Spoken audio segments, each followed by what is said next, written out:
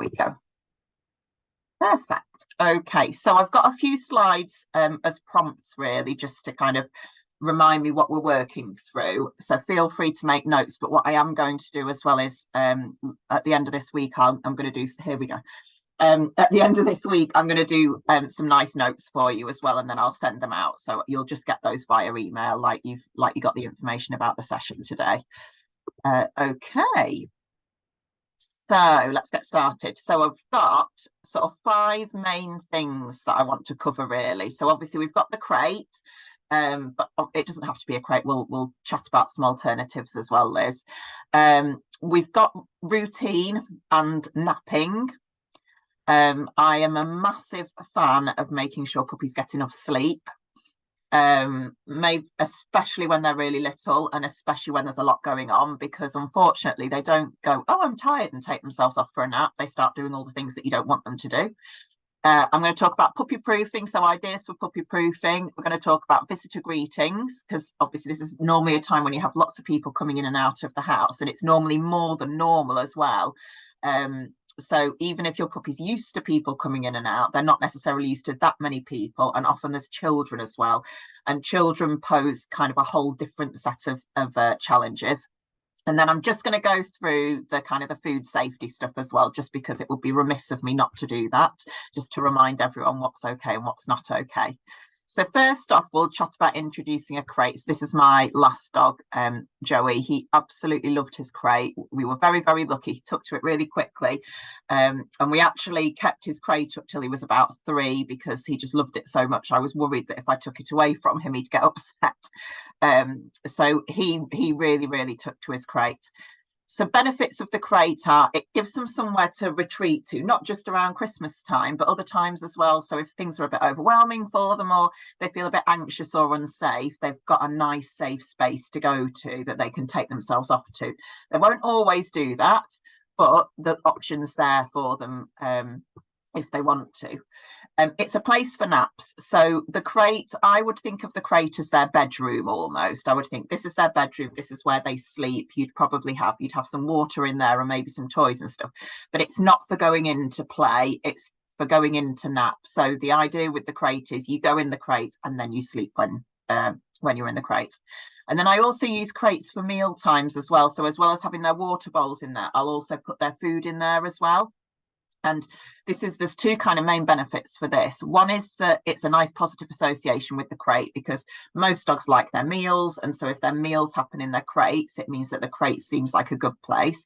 But also it means that they've got somewhere out of the way to have their meals. So they've got somewhere in a corner where you can shut them out the way. And then that reduces any issues where they might get distracted halfway through their meals if you've got visitors round, or it also prevents any guarding issues as well, where they might feel a bit protective around their food bowls, especially around children as well, if you've got small visitors to the house. So lots and lots of benefits to the crate. And I do think they have become a lot more popular in recent years. I think people were dead against them, obviously, because it looks like it's so cruel. But I think everyone knows someone now who's got a dog that's settled really well in there. So people are a little bit happier about them and kind of see their uses. So choose carefully where you're going to set your crate up. I prefer having somewhere quite quiet. If you've got it somewhere busy, they're more likely to get distracted. So when you're first settling them in, you're going to want to stay quite close to them in the crate.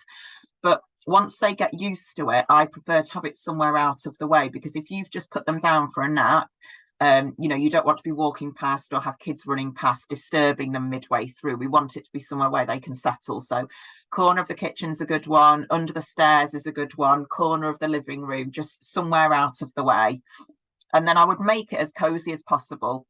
So lots of nice blankets.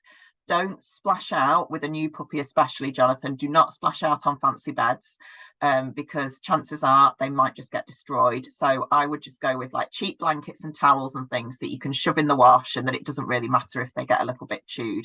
It's a nice kind of soft den area.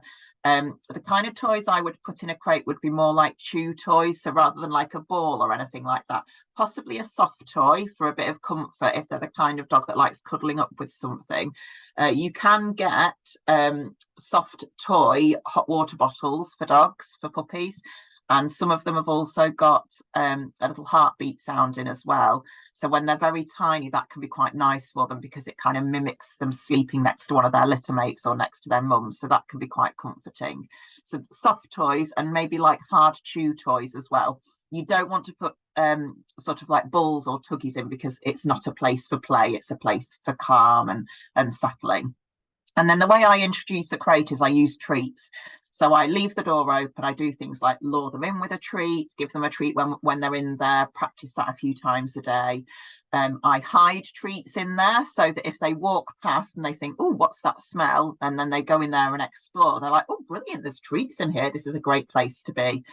And make that their only bed. So a lot of people, really kind of common mistake is they'll have the crate set up, but then next to that, they'll have like a lovely cozy bed as well. And then the puppy then chooses the cozy bed rather than the crate to sleep in. So you want to make the crate kind of like the only option really for sleeping. And then you're aiming to never really shut them in if they're distressed. So you don't want to kind of just shut them in and leave them, or shut them in and then get all upset and crying in it, exactly like you found with the Olas. You know, you don't want them to get distressed in there because that's a negative association. Then they learn that the crate's a really scary, horrible place to be. And then it's really hard then to change their mind about it. So what you need to do when you're first starting off is you need to sit with them, much like you would do kind of with a baby, and sort of shush them and reassure them. They can see that you're there. You can pop your fingers through the bars and just help to settle them. And you would do that with them and stay with them to get them comfortable settling in there first of all, before you'd actually get up and walk away from them. So some puppies get the hang of it really quickly. Some puppies will take quite a few days to get used to this. It does really vary. So going back to your question, Liz, about the settling. So I think really the main reason for using the crate, I suppose, is if Theo gets overexcited and you think, no, you really need to settle down and you need to have a nap. So I suppose you'd have the option of popping him in the kitchen on his own then. Would that be possible? So it's just somewhere so that you can say, right, you're clearly overtired, you know, you're being silly now, you need to go in there and settle him down. So what I'd probably start to do is, even though you've not got the visitors coming yet, maybe do a little bit of that already through the day. So maybe once or twice a day, just think, right, you're tired now, and pop him in there for a nap and see if you can get him to settle in there in preparation for when visitors do come along. The other alternative that you could also do if you want him to settle is the settling exercise that we've done on the puppy class with the blanket. So you could pop him on lead in the house, have him on his lead and get him to settle down on the blanket in the room with the visitors as well. So you've got a couple of other ways that you can kind of use to settle down. And then just going back to the previous slides, just remind me. So he probably has a bed anyway, so he'll have somewhere where he knows he can go to sleep to. So for wherever his bed normally is, just make sure he's got access to that all the time. And then with his meal times, I would just make sure it's somewhere out of the way in a corner, not like in a busy corridor or anything like that. So that he's happy with that. Okay, so that is our crate training. Obviously, the brilliant thing about a crate as well is even if you have got a Christmas tree and decorations and things like that, if you can't be concentrating on your puppy, that's what the crate's for. So the crate is for sleeping and for naps and things, but also for any time when you're leaving them unattended. So Jonathan, you'll probably find this quite a lot, that there'll be times when you need to get off and do something else and you can't 100% be watching your new puppy not taking baubles off the Christmas tree and that sort of thing. So if no one's there to watch, then puppy goes in the crate, and then that way they can't get up to any mischief when you're not looking, or get themselves into any harm or anything like that.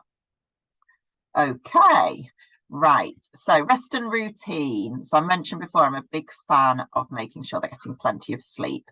So things that can happen if they're not getting enough sleep, they get really, really bad with things like biting, nipping and jumping up. All of those sorts of behaviours are worse if they're overtired.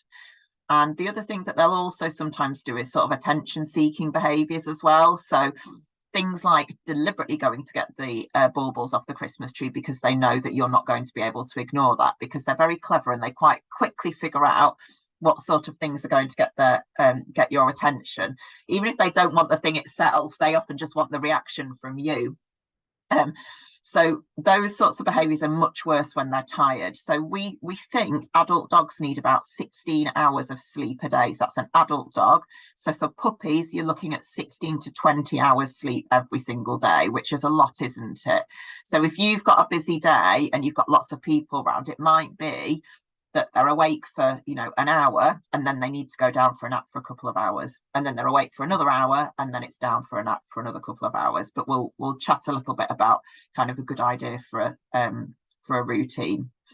The other thing about making sure that they're getting plenty of sleep as well is that it means that when they are awake, you can then give them some attention. You can do stuff with them. So the idea would be is that when they're napping, you can get on and you can do your cooking or open your presents or do things with the kids or whatever it is that you need to do. But then for those windows where they're up and about and they're awake, that's when it's kind of activity time for them. So I've put together a little bit of a routine for you. I am going to do this a little bit more detailed in the notes because there was a lot that I missed out because I'm very aware that I didn't want to be going on and on and on. So I would be aiming for, and this is pretty much kind of what I'll do, and so it works with an adult dog as well. I will be aiming for a bit of a morning walk and playtime before breakfast.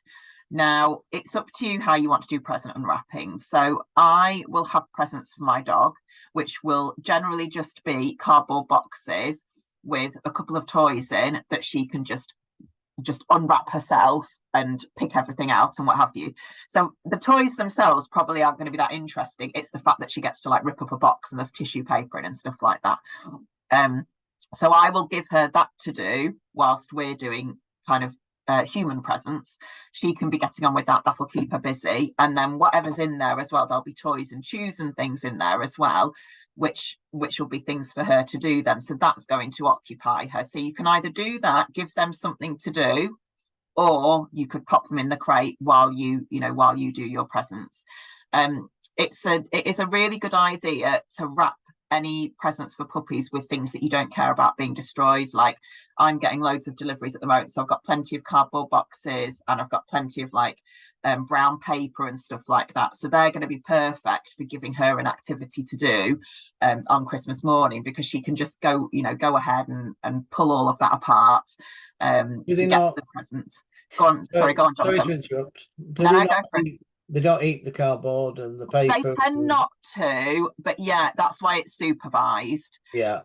They tend not to. I mean, if they eat a little bit of cardboard, it's not going to be the end of the world. If they eat a little bit of it, it's, it'll just break down and it'll pass through quite normally. So if they eat a little bit of it, it won't be the end of the world. But that's why I tend to use like brown paper, and I'll take any sellotape off and things like that as well to make it as dog safe as possible. She might she might like nibble a little bit. Chances are she might eat a little bit and then go, actually, this doesn't taste very nice. I'm going to move on to the toy instead because that's more interesting. But see how you go with it. And that doesn't teach you to rip up every cardboard box she sees then? Sorry? That doesn't teach you to rip up every cardboard box. I don't think so, no, because, no. Well, I suppose it depends how many cardboard boxes you have left out all the time. I mean, quite a lot of Christmas, but obviously. No, I mean, okay, no, that makes sense. Yeah, I mean, I don't have the only time I really have cardboard boxes when I'm getting deliveries, and then I suppose they go straight in the recycling. So I suppose there aren't any out to be explored necessarily. Whereas if there were some out, I suppose that could be something to think about. So maybe only leave cardboard boxes out that don't matter. Yeah. Okay. So hopefully after that, they've had a play, they've had a walk. I try and feed after an activity. So you try and do all your exercise first, then give them a meal, and then it's nap time. And then that gives you a chance to, do whatever it is that you need to do. And then it's then kind of a repeat of that through the day then. So afternoon, again, a little bit of a walk, a bit of a play. So if they're under 6 months, they're usually having 3 meals a day as well. So you'll probably need a lunchtime meal in there.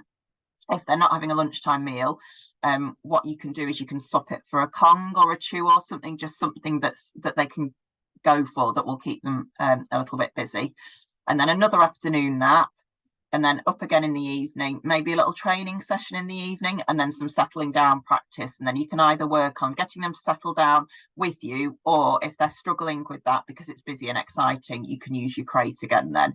So you might find that when you've got visitors around, you do use the crate a little bit more than normal, just because it's much harder for them to settle down. But you need to be keeping an eye on that sleep and making sure they are getting plenty of sleep. And that routine there is kind of pretty much what I follow generally. It's not necessarily just for Christmas Day. That's my sort of my usual routine, is some sort of activity and exercise, followed by something to eat, and then a nap afterwards. And that combination works quite well because they've exercised, so it's given them a chance to go to the toilet and do everything they need to do. They've been fed, so they're nice and full, and they're sleepy from the exercise as well. So it kind of all ties in quite well together. So try as much as you can. I know it's not always going to be possible. Try as much as you can to stick roughly to your little bit of a routine. Okay, puppy proofing decorations. So this was our first Christmas with Pippi. So we did go for a tree. So she was September, October, November, December. I think she was 4 months old on our first Christmas. And I was still determined to have a tree. So we had, luckily lots of people had loaned us crates and pens and things like that. And this was like a spare puppy pen that we had. And so I just thought, if I'm going to have my tree up, I can just, pop a pen round it, and it worked a charm. So if you do want to put a tree up and puppy proof it, then yeah, it's a way to go. Obviously it doesn't look quite as nice as normal, but we still had the Christmas tree, so it still felt very Christmassy, and she couldn't get to it or get anything off the Christmas tree. So obviously kind of it's common sense why we need to do our puppy proofing. Like I said before, one of the things that puppies pick up quite quickly is that if they go to get something, you're going to react. So if they go to pick a bauble off the tree or something like that, you'll go over to them to stop them from doing it, and they'll get some attention. And that's why it can become an attention-seeking behaviour. And then if they're very clever and they learn that quite quickly, they can very easily spend the whole of Christmas deliberately going to steal things just so that you go over to them or try and chase them around. So if they pick something up, the worst thing you can do is kind of then chase them, because then it turns into a brilliant game, which they love and they remember it and they're going to want to do it again. So it just adds an extra layer to your stress. Obviously, a lot of the things that we've got aren't safe for puppies either, so we don't want them eating anything. Vets get very, very busy over Christmas, and we'll talk about this when we go through the poisonous foods as well. But similarly with any decorations, things that they eat anything that's going to get stuck or anything like that, it can cause a blockage, and that normally leads to vomiting and diarrhea. And then eventually, if it doesn't sort itself out, what they often have to do is they have to open them up in order to get the item out. So yeah, it's a big deal. It's definitely worth preventing that from happening. So here are my ideas. So fence off the tree, we've got that one. Or yeah, no tree at all. Or you could do a little high up tree. I know people that have like miniature ones and they put them kind of up on a desk, don't they? Keep any ornaments out of reach. So especially with you, Jonathan, what you could potentially do is maybe not put your ornaments at puppy height. So I tend not to put them too low down anyway, because of the cats as well. Because if they're dangling right at the bottom, it's just an invitation, isn't it, for them to get them. So I would maybe just remove any low down decorations and just put them a little bit higher. Watch out for your electric cords. So obviously we've got more lighting, haven't we? So you might want to cover them up with something, so you can get wraps that go round them just to protect them a little bit. And any that you can keep high up as well, I would move high up. I don't know what you like about presents, but we've never put presents under the tree until actual Christmas Eve. So it's always been, when I was little, it was always, the presents don't come out till Father Christmas comes. So we've never been the kind of family where we put them out as we get them. So they don't go out until Christmas Eve night. But if people do that, I would recommend keeping them high up, because you don't want to leave a present down, nip out, and then come back in and find that your puppy's opened it up, because that's just going to be irresistible for them, especially if there's anything dangerous in there, like chocolate or something like that we don't want. So I'd recommend not putting them down, or putting them down and making sure that the doors are shut so that, puppy's nowhere near them. Some of the plants that we get out at Christmas, so I think poinsettias I think they can be poisonous. So just double check any plants and things like that. That's a good one for the garden as well. And house plants as well. A lot of house plants are toxic, and as adult dogs, generally they won't bother with them, but puppies will put everything in their mouths. Candles as well. I do have a lot of candles. I love my candles. They cancel out the dog smell in the house. So I do have quite a lot of them, but they're all nice and high up as well, so they're out of dog reach. And then exercises that are going to be useful for this as well, things like a leave it and a drop. So we've done leave it with Theo, haven't we? So he's starting to get the idea of that. A really simple thing to do, if they've got something in their mouth and you want to get it off them, teach them to do a drop. And it's dead easy. All you do is you get a really high value treat. So something like a bit of cheese or a bit of sausage or something like that. Whatever they've got in their mouth, you offer them the treat instead. So you hold the treat up to their nose. And what should happen is they go, oh, there's a bit of cheese or sausage. They open their mouths to take the sausage or the cheese. And when they do that, they drop what they had in their mouth in the first place. So it means that way that you've safely got something out of their mouth without turning it into like a big drama where you're having to chase them around. And they get that quite quickly. They quite quickly get the whole, oh, right, well, you're bringing me a cheese. I'll let go of what I've got in my mouth. So that's going to be a really useful exercise, generally, not just around Christmas, but for puppies as well. Okay, right, toxic foods. I'm going to whiz through this one because you'll see lots and lots of information about this online. And I want to get to the visitors stuff. So quick list. So we all know about chocolate. Dark chocolate is worse than milk chocolate. So it's like the cocoa content. Lots and lots of dogs end up in the vets over Christmas time being made to throw up because they have got into Christmas chocolates. Onions and garlic. So anything with onions and garlic as well. I think that's more if it's in large quantities. So like a tiny little bit in something would be fine as an ingredient, but not lots of it. Grapes and raisins. So obviously that's your mince pies and your Christmas pudding as well. So if they get into the mince pies, again, that's going to be a trip to the vets. Some of these are new ones for me. Avocado pits, I didn't realise that's one. Macadamia nuts, also I didn't realise. Xylitol is a sweetener that comes in chewing gum, but it also comes in some sweets as well. So any kind of like, if you've got like Haribo and that kind of thing, it's worth checking the ingredients on those to check for xylitol. Alcohol for obvious reasons. Caffeine, I didn't realise, but if they have a lot of caffeine, so if they start drinking leftover remnants of people's cups of tea and coffee. And then the other one is cooked bones. So we've got to be careful with bones. Generally, raw bones are fairly safe. It's the cooked bones that are more dangerous because they can splinter. So it's any little bones or cooked bones that are soft that can splinter in their stomachs. If it's like a big raw bone, generally that's much safer because they can only get little flakes off it. So common sense with this one, keep your food up high and out of reach. Shut the puppy out of rooms when food is unattended. And if you've got a busy meal time, that's another good use for your crate. You know, if you're having a buffet and you've got lots of people around, or if you've got a lot of people sat around the table, lots of good meaty things out on the table, that's a great time to use your crate. And I would pop them in the crate with something nice for them to eat as well. So they've got like a Kong or something to be entertaining them whilst they're in there so that they don't feel too left out. Okay, right, visitors. Oh, I've done 2 4s. Okay, sorry. 5. So visitors. This is going to be one of the biggest challenges for very, very young puppies, or if they're not used to people coming in and out, so that it can go one of 2 ways.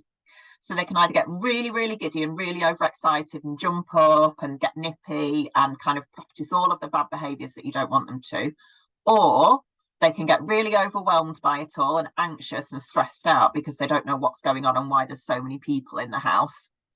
So things that we need to try and make sure that we're doing.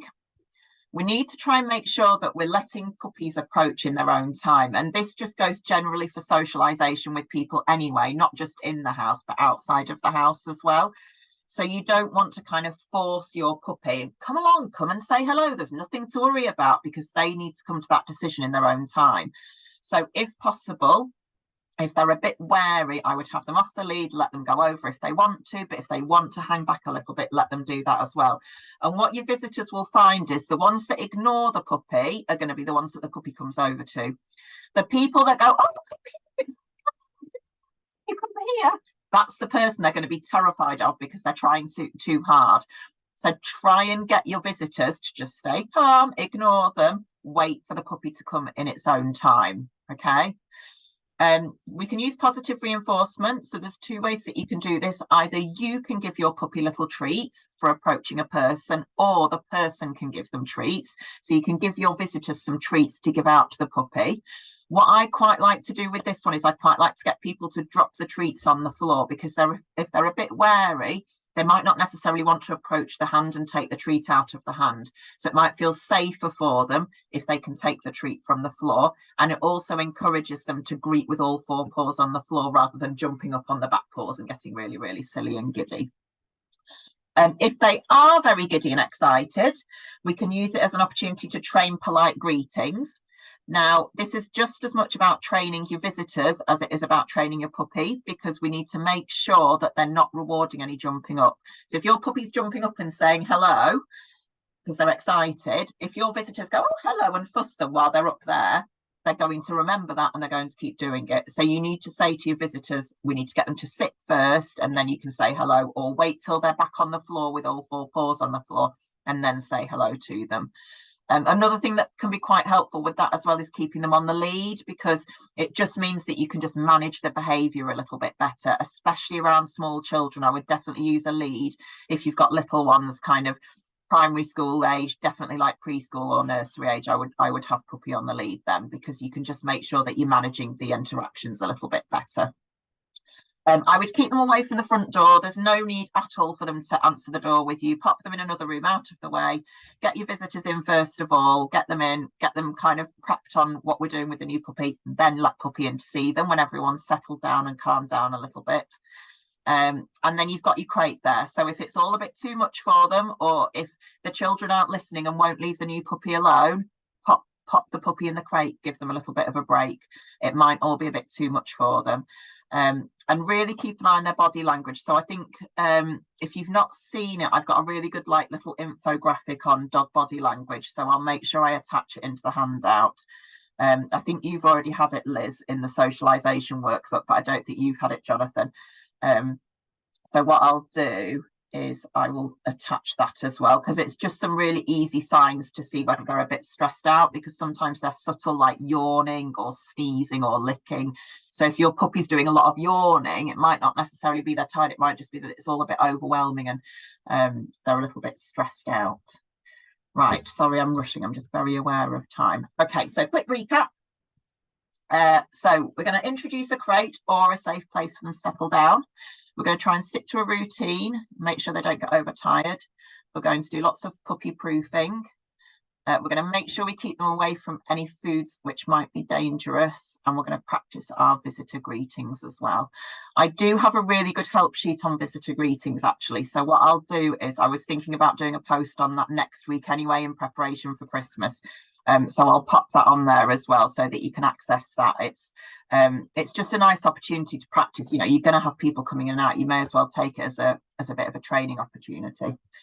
Okay, right, we're nearly out of time. I think I've got 40 minutes or whatever it is that Zoom allows me to have for free. So obviously, Liz, I'm seeing you in the new year for the adolescent course. Jonathan, I'm seeing you in the new year for some one-to-one training sessions, aren't we? Yeah, and I think we've paid for a puppy course as well, have we? Have you paid for? Excellent. Well, I don't need to sell you anything then. I think we have. I don't think we got a 10% discount, but I think we have paid. I'll have to sort that out for you. Have a look at it. I think we paid for it all at once. I think you might have done, actually. That rings a bell. I think you might have done. So yeah. but I'll see you before the course anyway for the one-to-ones. Yes. When we're getting us settled in.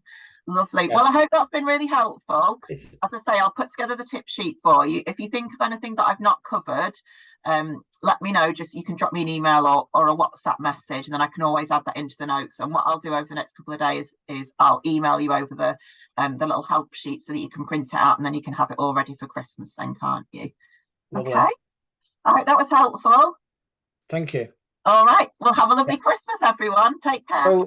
if you could just check that we have Oh, yes. paid for the course. You have paid. I will check. I will think we check. have, and then Yeah. we can talk about the 10% discount. Yeah, we can. Yeah, of course. All right. All right. Thank Take you. care. Thank Bye. you. Bye. Bye. Bye.